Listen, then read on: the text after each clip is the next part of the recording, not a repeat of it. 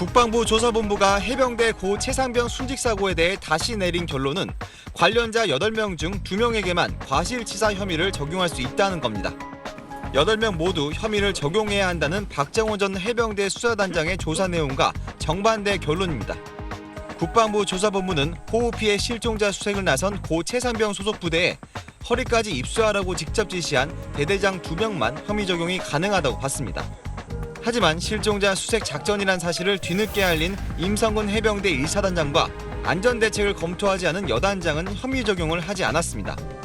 국방부는 조사 결과 문제가 식별됐지만 일부 진술이 상반되는 정황이 있어 현재 기록만으론 범죄 혐의를 특정하기 제한됐다고 설명했습니다. 국방부는 다만 임성근 사단장을 포함해 혐의 특정이 어려운 4명에 대한 사실관계를 적시해 경찰에 송부하겠다고 밝혔습니다. 또 현장에 있던 중위와 상사의 경우 현장 통제관의 지휘와 주의 의무가 있다고 보기 어려워 혐의자에서 제외했다고 밝혔습니다. 혐의자에서 제외하더라도 관련 기록은 경찰에 모두 송부한다고 덧붙였습니다. 국방부는 재조사 이유를 설명하며 사건 기록상의 사고 현장 분석과 현장 감시 결과 등 자료가 충분하지 않고 안전 시스템 작동 여부를 확인한 기록이 없는 등 보강 조사가 필요했다고 밝혔습니다. SBS 홍영재입니다. 해병대 수사단이 작성한 고 최상병 순직사고 조사 결과 상부 보고용 자료입니다. 보고서는 우선 수색 임무 부여와 준비가 미흡한 상태에서 부대가 투입됐고 사단장 지적사항으로 예하 지휘관이 부담을 느껴 입수를 지시한 것이라고 조사 결과를 요약했습니다. 사단장과 여단장 등 8명을 과실치사 혐의로 경찰에 이관하겠다고 했는데 지난달 30일엔 이종섭 국방장관과 이종호 해군 참모총장이 그 이틀 전엔 김계환 해병대 사령관이 각각 문서에 서명했습니다. 해병대 수사단의 상위 기관장들이 자필로 조사 결과를 각각 결재했지만 지난달 31일 국방부는 돌연 경찰 이첩 보류 등을 지시했습니다. 국방부가 오늘 박정훈 전 해병대 수사단장의 항명사건 관련 수사심의위 소집 신청을 전격 수용했는데 인권위 등으로부터 추천받아 구성되는 20명 이내의 위원회는 수사 계속 여부, 공소 제기 여부 등을 권고합니다. 하지만 위원 선정 과정에 국방부에 입김이 미칠 수 있다는 점에서 우려의 목소리도 나옵니다.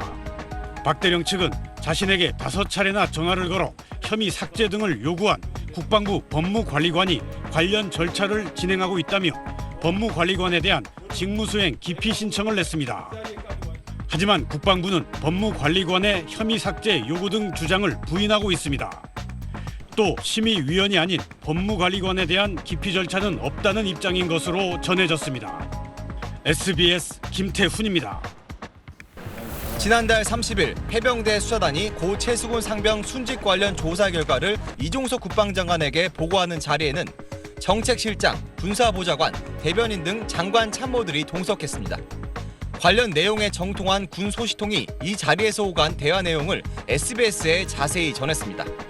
우선 수사단의 보고를 받은 이종섭 장관은 임성근 해병 1사단장이 형사처벌 대상이 돼야 하느냐고 물었고 해병대 사령관은 임 사단장의 업무상 과실치사 관련 구체적 물증과 정황이 있어 향후 경찰에 이첩해 수사해야 한다고 답했습니다. 이 장관은 이에 수긍했고 수고했다며 수사단을 격려한 것으로 전해졌습니다. 한 배석자도 임 사단장까지 처벌되면 국민이 엄정하게 수사가 된 것으로 생각할 것 같다고 했고 또 다른 배석자도 수사는 잘 됐고 문제 없을 듯하다고 말한 것으로 전해졌습니다. 이 장관은 이어 해병대 조사보고서에 최종 확인 서명을 했습니다. 몇 가지 의문사항에 대해서 질문하시고 수사단장의 답변을 받으신 후에 그대로 확인하시고 서명하신 겁니다. 그런데 해병대가 언론 브리핑을 하기로 한 다음 날 오후 국방부는 돌연 조사 내용을 경찰에 이첩하지 말고 사단장 등 8명의 과실치사 혐의 내용을 삭제하라고 지시했습니다. 이종섭 장관은 SBS에 임 사단장에 대한 혐의 삭제 지시에 대한 언급 없이 보고 당시 하급 간부에 대한 과실치사 혐의 적용에 문제 제기를 했고 다음 날 이첩 연기를 지시했다고만 해명했습니다. SBS 홍윤재입니다.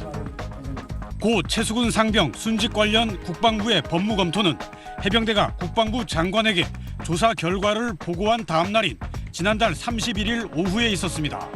법무관리관 단독으로 혼자 한 겁니까? 법무관리관실에서 같이 한 것입니다. 검토 책임자인 국방부 법무관리관은 전날 해병대 보고 자리에는 배석하지 않았습니다.